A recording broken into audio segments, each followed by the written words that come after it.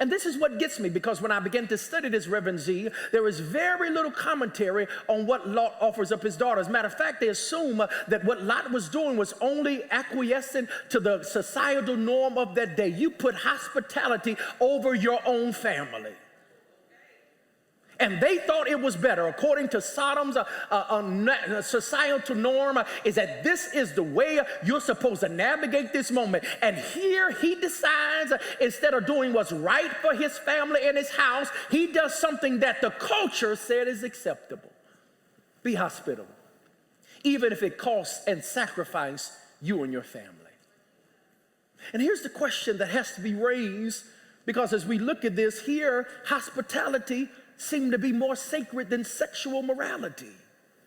That in this moment, he decides, instead of keeping his duty as protector and covering of his children, he decides to acquiesce to what the culture said to do.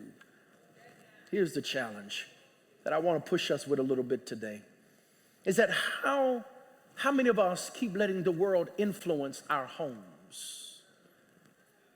How many of us keep allowing what the world says is acceptable? You allow it to continue because that's what everybody else is doing.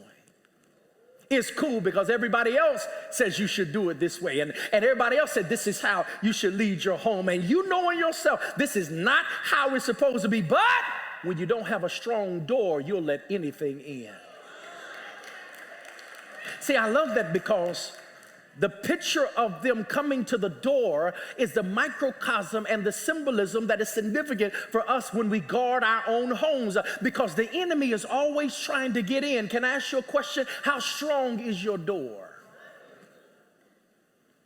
How serious are you guarding the door to make sure that not anything just comes in your house?